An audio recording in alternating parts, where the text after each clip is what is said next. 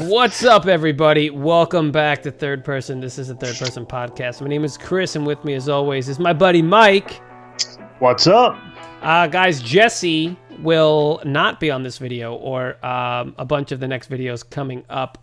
Unfortunately, his schedule kind of changed, so he will be here with us in spirit. He's given us his notes for this review, and so we're going to get his thoughts that way. But unfortunately, he's not going to be on this video for a little while.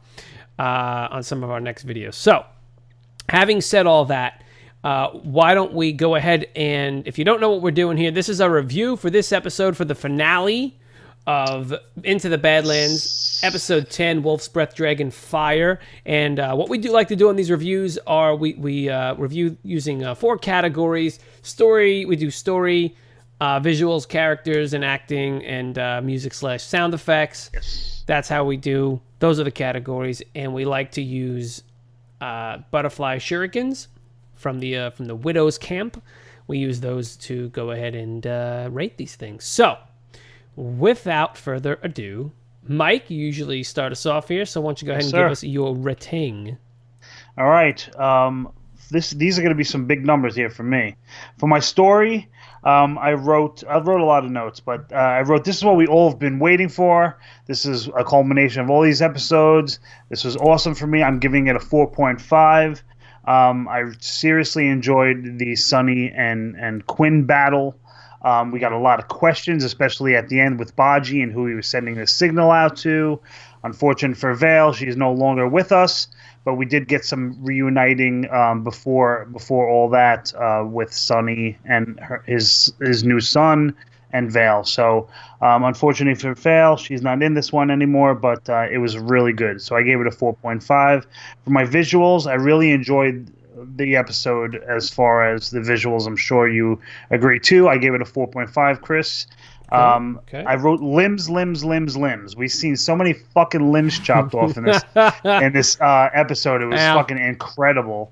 The weapon attacks, the fight scenes were fucking awesome, and there was some really stunning visuals at the end with Baji on that in that satellite tower thing overlooking the water, and unfortunately when Vale passed, there was a great shot after Sunny was leaving the grave that he dug for her, with the snow and the sun and the sunshine peering through and everything.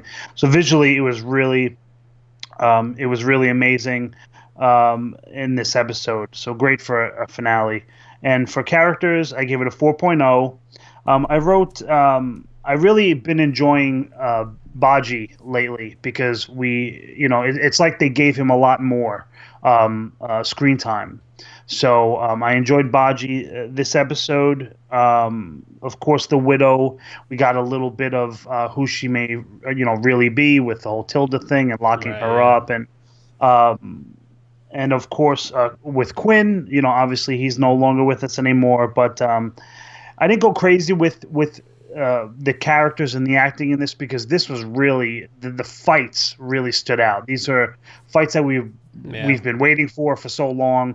So I think they really took hold of this episode and really stood out, in the finale. Yeah. So that's a 4.0. And for music, I also gave it a 4.0. The weapon sound effects, I think Jesse wrote that, were really cool, especially with the size and of course Sunny's sword with the rings. Yeah.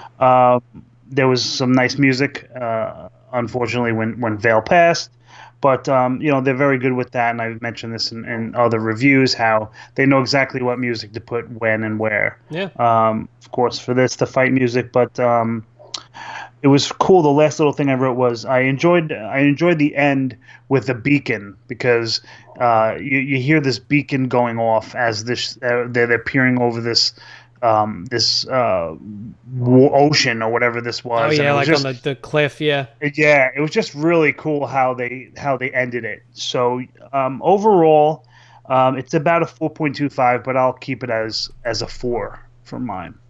All right, cool. No, good shit. For me, great. I gave story. I gave it a 4. Okay. I mean, it wasn't much of a story to me. I mean, it wasn't anything out of the ordinary. Like Yeah. Quinn, good guy went against bad guy. Bad guy, good guy lost his girl. Bad guy lost his life. Secondary good guy got hurt. Went off. They did something. Like it wasn't crazy. Like they did better storytelling during the season. So as for the finale, the story it didn't have to be crazy.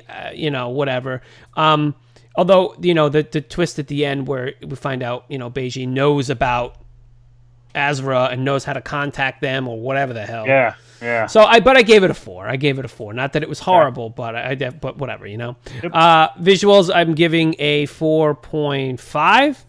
Okay. Because there's some really cool shit in this one. There was flaming arrows and it's like explosions and some really cool fight scenes. Beiji kicking ass like Nick Frost was totally believable as a big guy fighting.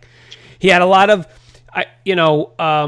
he had a lot of cool fight scenes, and plus, like you said, like Jesse had said it in his notes, we'll get to, but the visuals, some of the shots were just absolutely amazing. That end scene, had a lot of good end ones. shot with Sunny, the end scene on the cliff, just a lot of good stuff this episode. They really pumped it up. So definitely 4.5. It's definitely a solid 4.5. Characters, I'm also giving a 4.5 because I think everyone did a really good job. I don't think there was any cheesiness. The cheesiness for this episode wasn't in the character. It was more in like the story stuff. Like I said, like blowing up like the rubble, and there was a couple other ones that were just kind of like, really, like. But the characters all did great. Lydia was great, digging her own grave. Sunny was great. Val, like I just enjoyed everyone's dialogue. I didn't feel it was cheesy. I agree with you. Yeah. So I mean, we'll get more into that later. And then for music, I'm giving it a 4 because it was definitely noticeable that the sound effects were great. That motorcycle sounds beefy, Yeah. So it was pretty good. So overall for me, it's going to end up getting, I guess, a solid 4 because I have a couple 4.5s and a couple 4s. So I think it's going to be a solid 4 for me as well. So Yeah, man. And then Jesse. So Jesse gave the story, he gave it a 5, actually. Yes. He gave it a 5. He says, we received closure in parts, but were left open in others. From Quinn's death to Beiji starting up the machine, the episode held up to a season finale for sure. So those are his thoughts. Yeah, I agree 100%. For visuals, we'll alternate these, right? Yeah. For visuals, Jesse gave it a 5. He wrote just amazing. Seeing the destroyed tunnel, the snow and the sun clashing at the end, I agree with him on that. The visuals of the motorcycle we haven't seen in ages. Yeah, Daryl Dixon's bike 2.0, from the top right? down, yeah. Everything was well done visually, from the costumes to the props and the scenery, as well as the gore. Yeah, the gore was good too. So he gave that a 5. Yeah, cool. All right, so characters, he gave it a 4.5. Okay. Sometimes not the best, but very strong acting nonetheless. We got to really see what the Widow was made of in terms of cruelty, and we definitely saw that Beiji is a man of his word. Yeah. Yeah. The Widow, man, fucking bitch, right? I know, seriously. I'm not surprised, but whatever. Yeah, hey. She's a bitch. The music portion, Jesse gave it a 4. He said nothing too spectacular, but certainly wasn't dull. The sound effects were definitely some of the best of the season.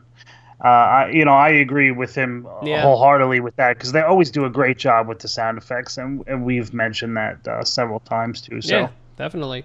What does he have overall? So his overall rating is going to be a 4.5. Despite its flaws, the season finale was a fan-freaking-tastic. Everything flowed so well, and despite the oddly fast piling snow in the change of the season. So. Yeah, Jesse really hated the snow, right? He was like, what? But Jesse comes from Georgia.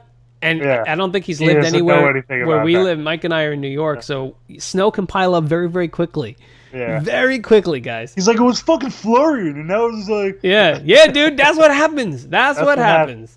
Yeah. But anyway, so, all right, good stuff, man. So overall, that's going to give us a 4.5. I mean, a 4, I think. I would say a 4, yeah. 2 4s and a 4.5. We're gonna give it a solid 4.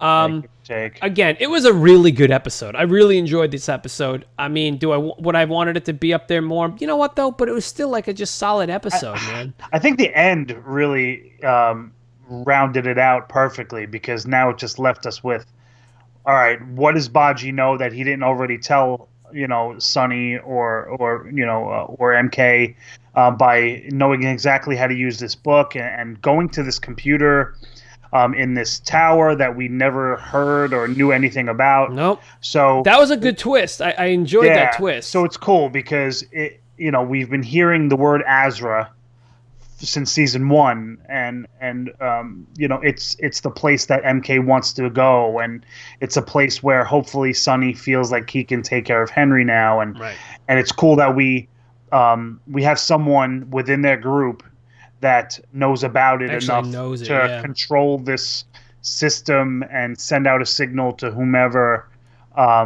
is on the other end. So that to me was great about this episode. Of course the fight. We've been waiting also for the Quinn Sonny battle. Yeah, we've been waiting to get that battle because I didn't know he was going to kill him. All right, we'll get more into that. We'll get more into that, but this is just a review, guys. Yeah. So thank you so much for watching this. Yep. Mikey, where can they get to us if they so choose? Well, if they so choose, of course, they can check us out on Third Person Pod on YouTube. Write in the comments below. We love when you guys write and interact with us, because we usually try to get to those questions quite a bit. But don't forget Third Person Pod on Facebook. Check out our Instagram, where we're posting some cool stuff on there. And don't forget iTunes. Check us out. You can listen to us and let us know how you feel about that. Yep.